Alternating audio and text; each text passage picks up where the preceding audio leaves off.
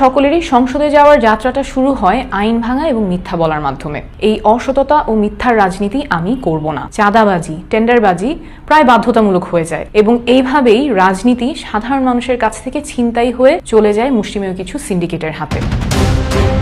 NCP থেকে পদত্যাগ করে চাঞ্চল্যকর তথ্য ফাঁস করলেন তাসনিম জারা।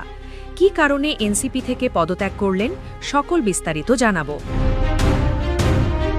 জাতীয় নাগরিক পার্টি এনসিপি থেকে পদত্যাগ করেছেন দলটির সিনিয়র যুগ্ম সদস্য সচিব তাসনিম জারা।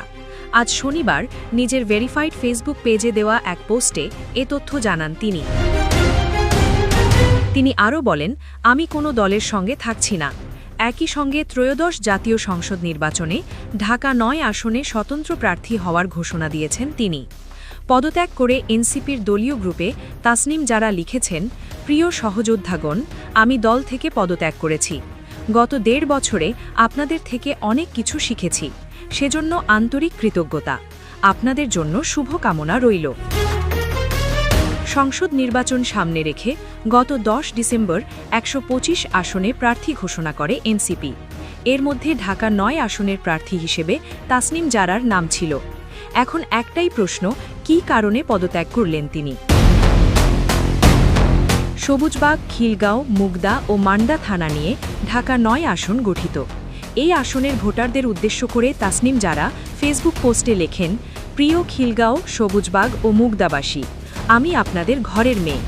খিলগাঁওয়েই আমার জন্ম ও বেড়ে ওঠা। আমার স্বপ্ন ছিল একটি রাজনৈতিক দলের প্ল্যাটফর্ম থেকে সংসদে গিয়ে আমার এলাকার মানুষ ও দেশের সেবা করা। তবে বাস্তবিক প্রেক্ষাপটের কারণে আমি কোনো নির্দিষ্ট দল বা জোটের প্রার্থী হিসেবে নির্বাচনে অংশগ্রহণ না করার সিদ্ধান্ত নিয়েছি। আপনাদের জন্য ও নতুন রাজনৈতিক সংস্কৃতি গড়ার জন্য আমি লড়ব। পরিস্থিতি যাই হোক না কেন, আমি আমার সেই ওয়াদা রক্ষা করতে দৃঢ়প্রতিজ্ঞ।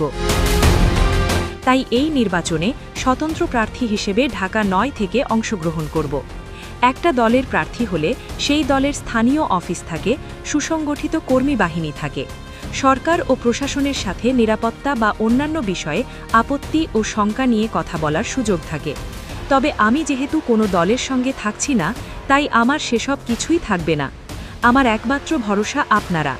আপনাদের মেয়ে হিসেবে আমার সততা, নিষ্ঠা এবং নতুন রাজনীতি করার অদম্য ইচ্ছাশক্তির পরিপ্রেক্ষিতে আপনারা যদি স্নেহ ও সমর্থন দেন, তবেই আমি আপনাদের সেবা করার সুযোগ পাব।